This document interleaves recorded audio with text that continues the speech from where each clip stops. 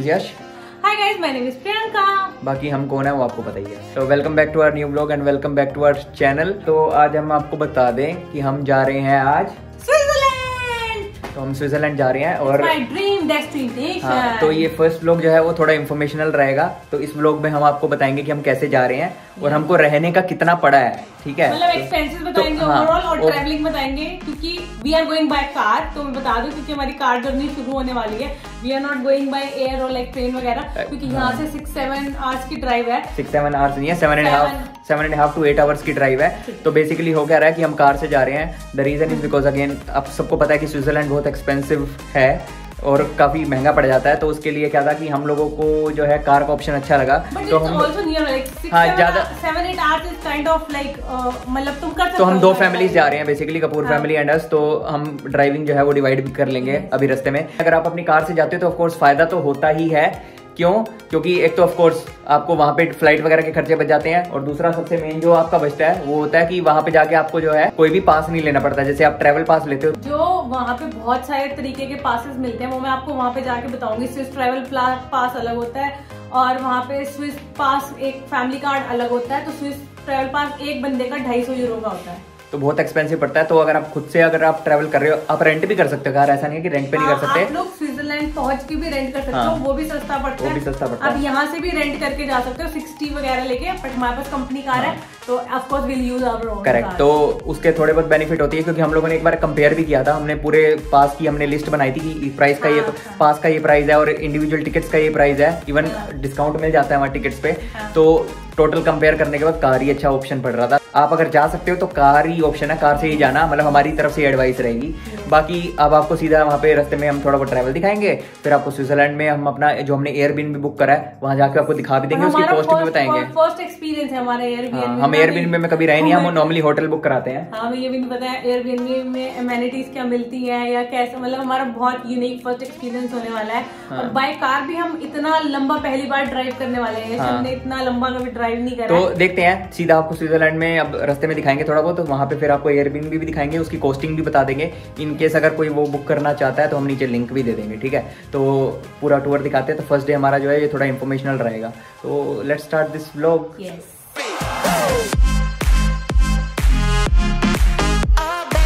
तो गाइस हमें फाइनली एक खाने की लोकेशन मिल चुकी है। तो जैसे कि आप देख सकते हैं यश पहले से ही पहुंच चुके हैं और ये यहाँ पे एक हमने स्टॉप लिया है विच इज़ एट शेल। तो यहाँ पे आप पेट्रोल भी भरवा सकते हो और उसके बाद आप यहाँ पे खाने का भी ले सकते हो। यहाँ पे बहुत सारे ऑप्शन है खाने के, बट हम लेके आए हैं ऑलरेडी। सो जर्मनी से निकले हैं, फिर फ्रांस में अब घूम रहे हैं। 2 प्लेस हैं और हमारी हवा कम हो गई थी। हमारी हवा नहीं, टायर की हवा कम हो गई थी। तो बाय द वे ऐसी जगहों पे आ सकते हो खाना वाना खाने के लिए।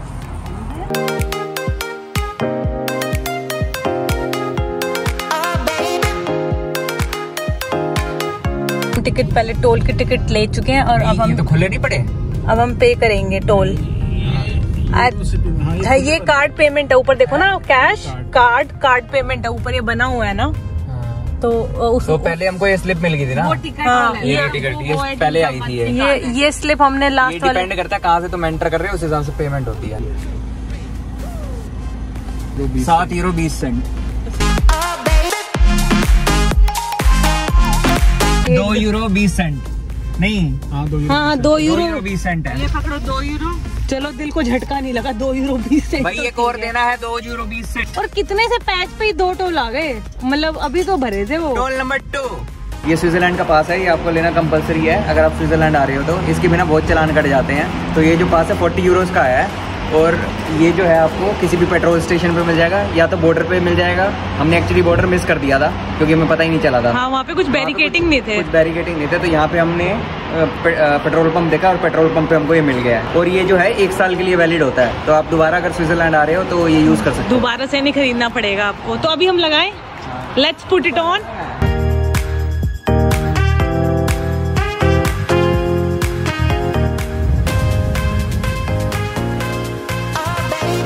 Good morning guys.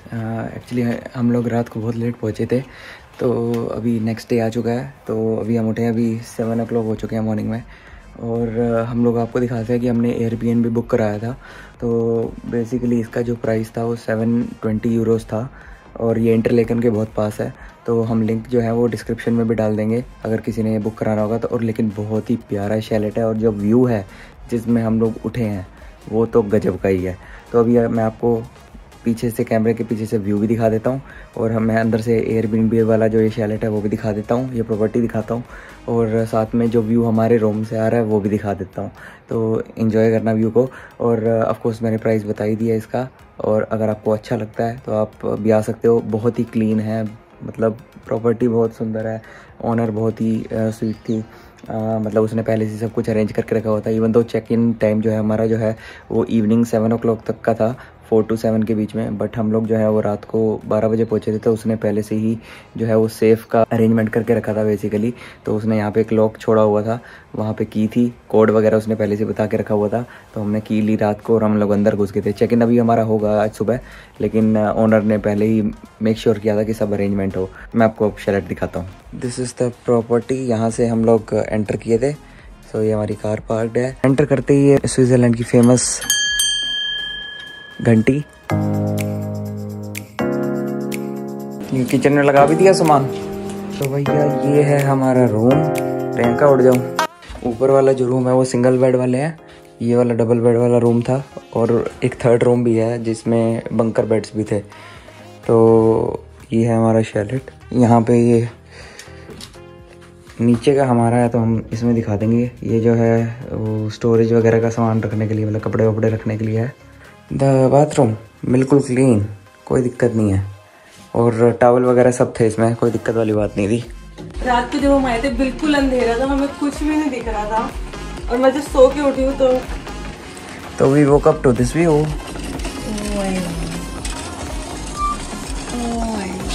तो ये हमारी प्रॉपर्टी में ही है वैसे। तो इस व्यू में हम लोग आए हैं।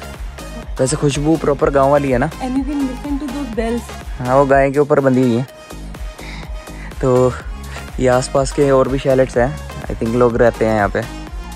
तो यहाँ पे आए हैं भैया हम। तो अगर इस प्रॉपर्टी का अगर किसी को लिंक चाहिए तो मैं नीचे दे दूंगा। और प्राइस भी अच्छा था, 720 यूरो था। 730 यूरोज। हाँ, क्योंकि हम तो 5 हैं बट 6 लोग भी आ सकते हैं, क्योंकि 6 लोग ज़्यादा भी आ सकते हैं। अगर बच्चे हैं तो बंकर बेड 2 भी है ना। हाँ भाई मैं बोल रही हूँ। एक रूम में 2 सिंगल बेड है और 2 बंकर बेड है, तो वो 4। और नीचे एक डबल बेडरूम है, नीचे एक बेडरूम है।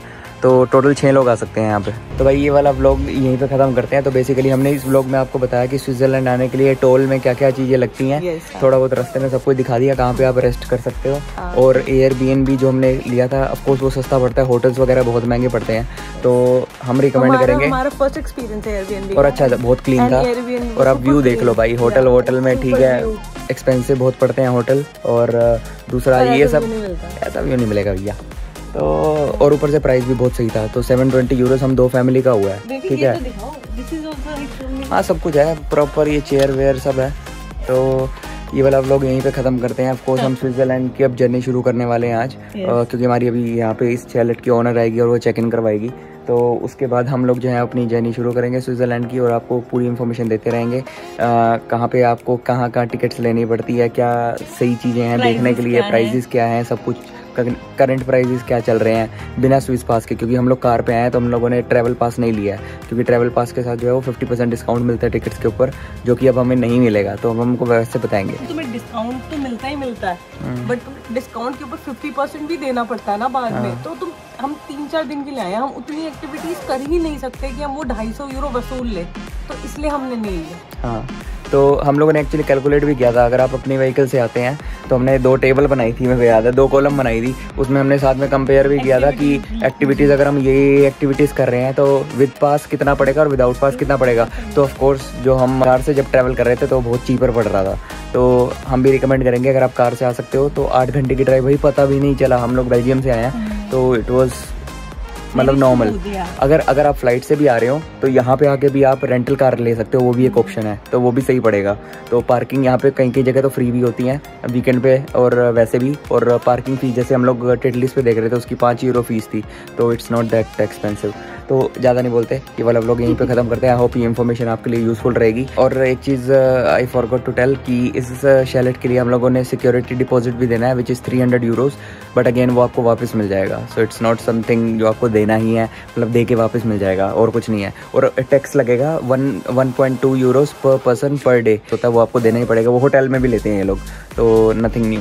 तो that was it for this vlog. Beautiful से व्यू में व्लॉग को ख़त्म करते हैं और अपनी स्विट्ज़रलैंड की जर्नी को स्टार्ट करते हैं। तो क्या करना है प्रियंका व्लॉग खत्म करने से पहले? सब्सक्राइब कर दो भाई, अब तो बहुत ही हो गया, अब तो हद ही हो गई, अब तो अति हो चुकी है, अब तो सब्सक्राइब कर दो बस। हाँ, तो लाइक कर देना, कमेंट कर देना और इस व्यू के लिए सब्सक्राइब कर देना। और बहुत सारे व्लॉग्स आने वाले हैं स्विट्ज़रलैंड के। See you guys in the next vlog. Yes. And guys, the weather is so amazing. Like weather बहुत अच्छा है इस महीने में आने के लिए, मई जून जुलाई। So I recommend to come in this weather. देखो मैं normally बाहर बैठी हूँ। So but bye. चलो, see you guys in the next vlog.